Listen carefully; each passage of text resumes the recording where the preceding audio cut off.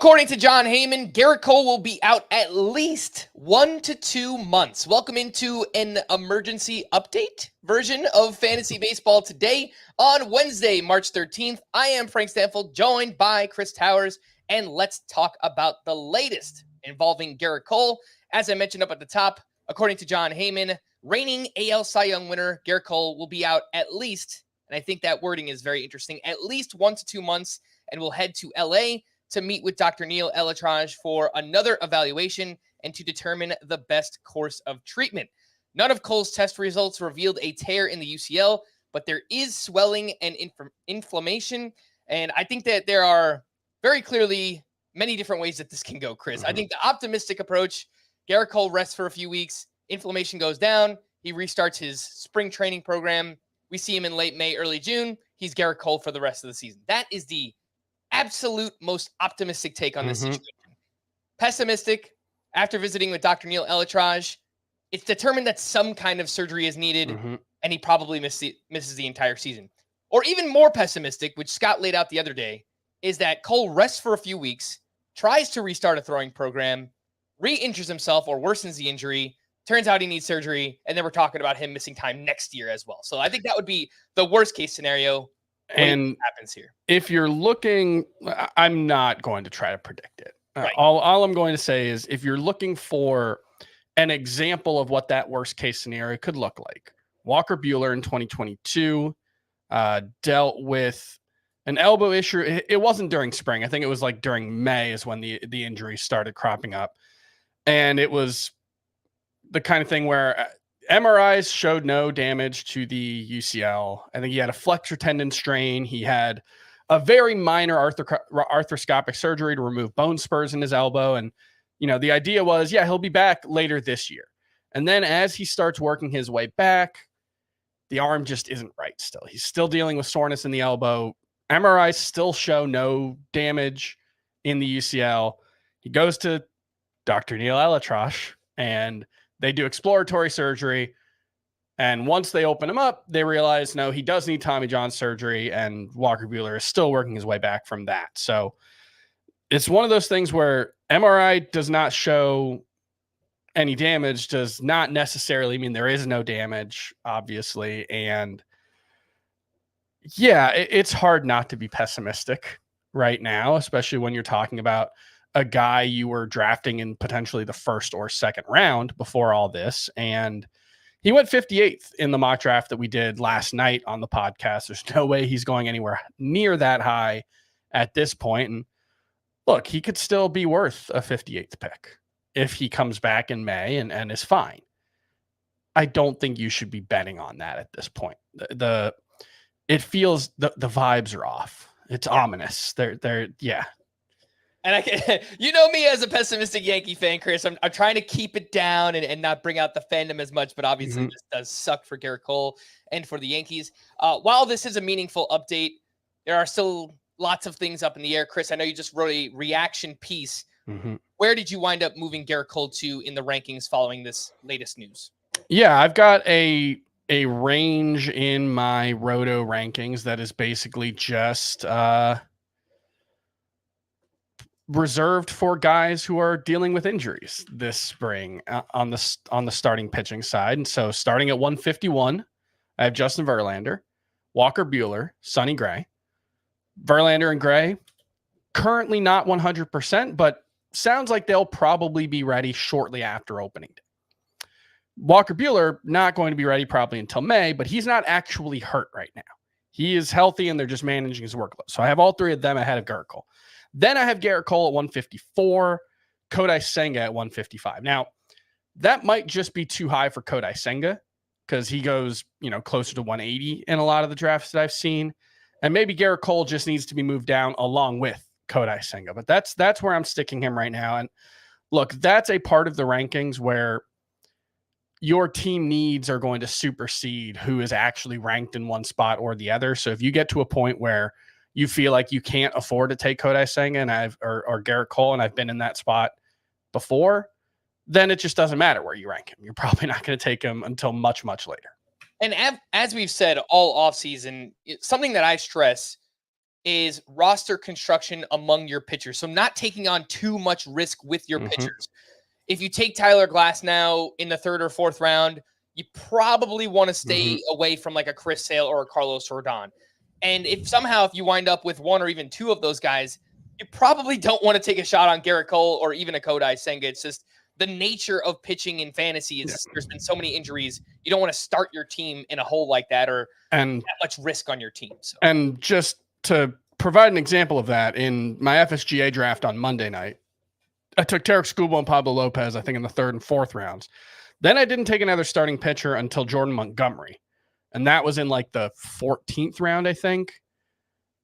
And then I took Kodai Senga. And that was where that draft went sideways for me because I took multiple pitchers who definitely won't be ready for the start of the season. And so that's what we're talking about here, where if you focused on like Aaron Nola and Framber Valdez and those guys early in the draft, you might be able to afford to take Gerrit Cole with a 13th round pick and live with the risk. But it certainly depends on who you've taken already.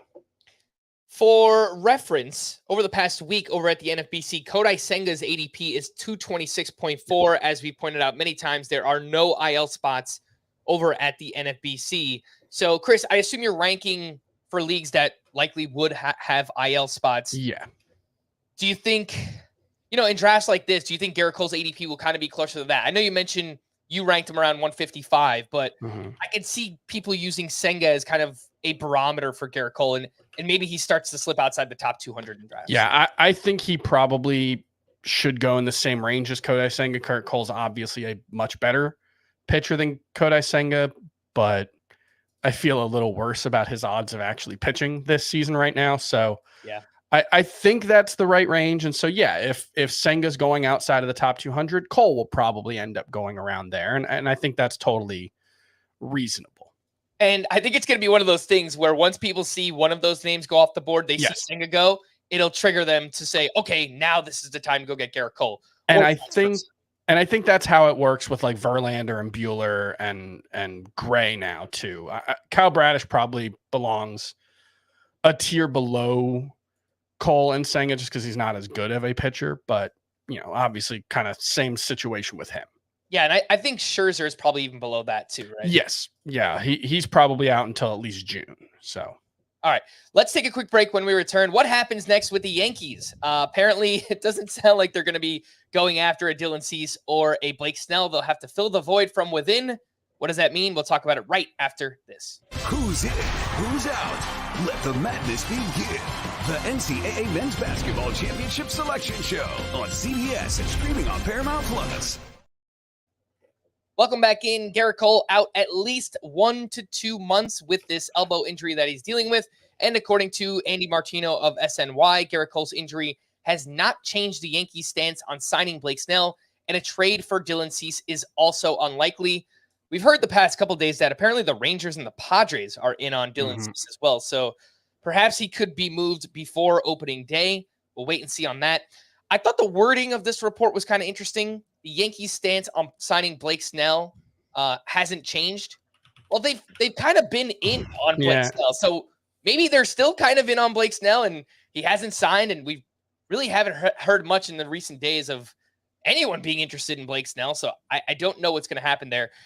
If they try and fill this void from within, we're looking at names like Clayton Beeter, Will Warren, Luis Gil, which is spelled G-I-L, Luis G-I-L, Luis Gil, Luke Weaver, and Chase Hampton. And there's optimism in the organization around Will Warren and Chase Hampton. I mean, these are legit pitching prospects. Chase Hampton, 22 years old, hasn't pitched above Double-A yet. My guess is he's probably not ready. But what is your best guess as of now, Chris, as to who fills this void in the Yankees rotation?